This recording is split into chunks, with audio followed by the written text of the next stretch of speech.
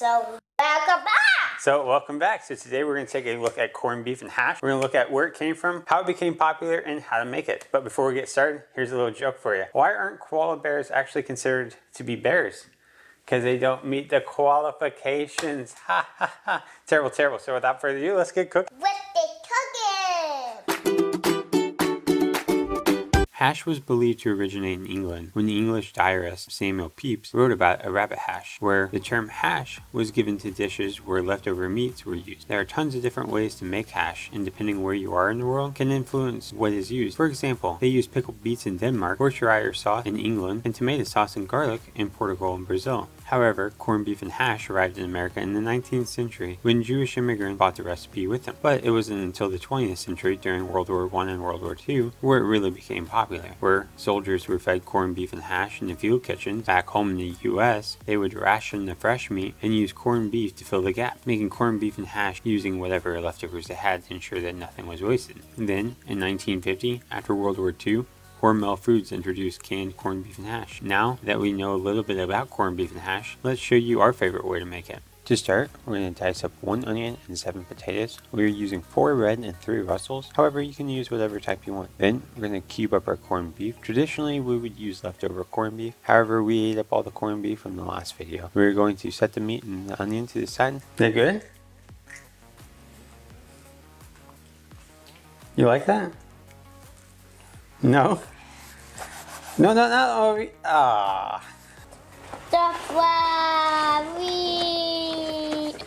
And put the potatoes in a cast iron skillet and throw those in the oven at 400 degrees Fahrenheit for about 25 minutes. While those are in the oven, we are going to cook up the meat in a different cast iron skillet. We will start with 4 tablespoons of butter. Once that butter is just about melted, we're going to add a chopped onion, a teaspoon of black pepper, a teaspoon of garlic powder, half teaspoon of salt, and a teaspoon of paprika. We are going to add the meat and then cook that until the meat is browned up. Someday we'll find it, the rainbow connection.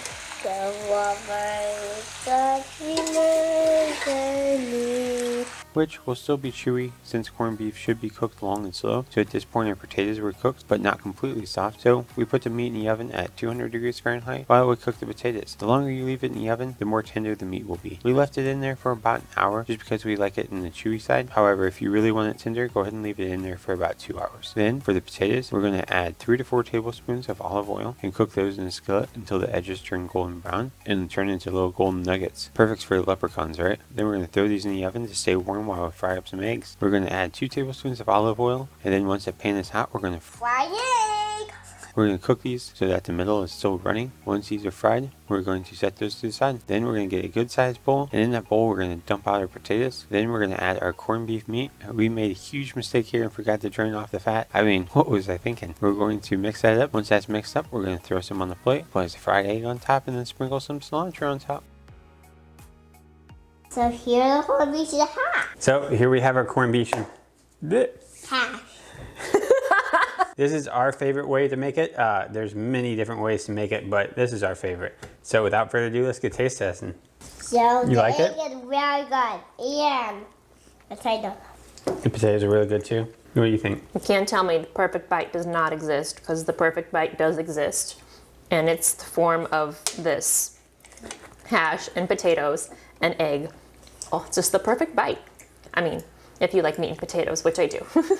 I agree. I mean, it's not the healthiest, obviously, but it is absolutely delicious. I mean, it's a man's perfect dream, right? Meat and potatoes, what can go wrong? All right, well, there you have it. Until next time, we'll see you later. Bye.